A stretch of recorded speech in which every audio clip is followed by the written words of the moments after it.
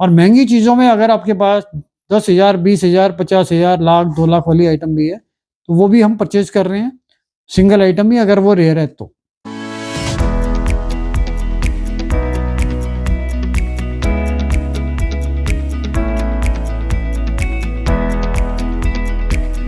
दोस्तों नमस्कार, royal arts and numismatic gallery रंग के यूट्यूब चैनल पर आपका स्वागत है।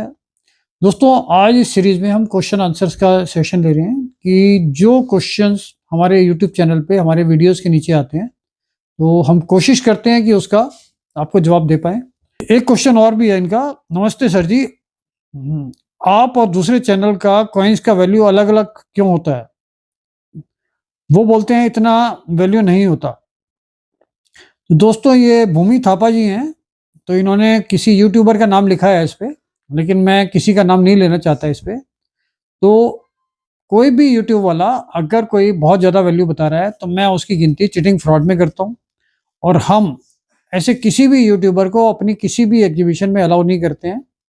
और कोई भी आदमी अगर यूट्यूब पर किसी भी तरीके से लोगों को मिसगाइड कर रहा है, तो वो आदमी रंग की किसी भी एग्जीबिशन में कभी भी कोई पार्ट नहीं लेगा। तो इस चीज़ का आपको ध्यान रखना है। जो वैल्यूएशन हम बता रहे हैं, वो वैल्यूएशन में हम वो चीज़ें परचेज़ कर रहे हैं। और जो चीज़ें बहुत बढ़ाकर रेट बताते हैं, तो वो किसी न किसी तरीके से आपको चीटिंग फ्रॉड का शिकार बनाना चाहते हैं। कहीं पर भी किसी भी तरीके से आपसे पैसा लेना चाहते हैं। और उसके बाद जब आप उनसे मिलोगे तो पता चलेगा कि वो चीज़ें वो खरीदते ही नहीं हैं। एक क्वेश्चन है विक्रम कुमार जी, सर आप कितने तक की कीमत वाले सिक्के ले सकते हैं? उसी हिसाब से हम आपसे संपर्क कर पाएँ। तो विक्रम जी, सिक्कों का बहुत बार हम ये सोचते हैं कि इसकी वैल्यूएशन कम है, या हम ये लोगों को बताएं या नहीं बताएं। लेकिन हमारे एक्सपीरियंस की वजह से ये सारी चीज़ें हमारी डाइवर्ट हुई। क्योंकि कई बार ऐसा होता है, हम बताते हैं ये सिक्का हम 50 पैसे से ले रहे हैं, ये सिक्का हम 1 रुपए से ले रहे हैं। तो उसके बावजूद भी वो चीज़ें क्वांटिटी में लोगों के पास होती हैं कि अगर हम 1 रुपए सिक्का ले रहे हैं, तो उनके पास 3-3 हज़ार, 5-5 हज़ार, 10-10 हज़ार कॉइन होते हैं। और उनको वो किसी भी रेट बेचने होते हैं। अब इतनी कम वैल्यू वाली चीज़ें भी हमारे पास आती हैं। 2 रुपए, ₹2.5 में जैसे 1 पैसा होता है, जो एक नया पैसा बना था, तो वो चीज़ें हम परचेज़ करते हैं 2 रुपए से ₹2.5 तक। तो वो चीज़ें भी क्वांटिटी में 10-10 किलो लेके आते हैं। तो कम वैल्यू होना, लेकिन अगर उसकी क्वांटिटी है, तब उसके आपको वैल्यू अच्छी मिल सकती है।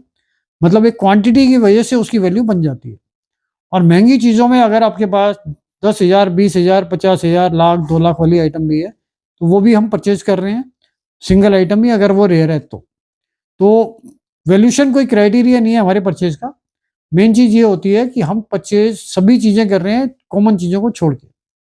जो चीज़ें हम बता रहे हैं कि हम अपने ऑफ़िस पे बिल्कुल नहीं ले रहे हैं, तो वो हम नहीं लेंगे। एक क्वेश्चन है सोनू राजसन, आप बताएँ कि स्टील कॉइन्स की भी कीमत बढ़ेगी क्या? खासकर ₹1 में 1992 से 2004 के जो कॉइन थे। तो स्टील के कॉइन्स जो 1992 से 2004 तक के थे, पीछे हमने उसमें कोशिश की थी कि जब हमने स्टॉक चेक किए, तो उसमें 1992, 1995 थोड़ा-सा कम क्वांटिटी में आते हैं। लेकिन जब हमने यूट्यूब चैनल पे शुरू-शुरू में सबको बताया कि भई हम ये कॉइन ले रहे हैं, तो आप मानकर चलिए मेरे पास 1992 के कम से कम 8 से 10 हज़ार कॉइन आ गए। और 1995 के भी 7-8 हज़ार कॉइन आ गए। तो इसमें ऐसी कोई रेयरिटी मेरे को महसूस नहीं हुई कि जो हम इसको परचेज़ करें, या आने वाले टाइम में इसकी वैल्यू बढ़ेगी। क्योंकि इतनी बड़ी डिमांड ही नहीं है, इतनी कंजम्पशन ही नहीं है जिसकी वजह से हम इनकी परचेजिंग करें। मुझे नहीं लगता कि आने वाले टाइम में इसकी ज़्यादा वैल्यू बढ़ेगी, या आपको कोई ज़्यादा प्रीमियम मिलेगा।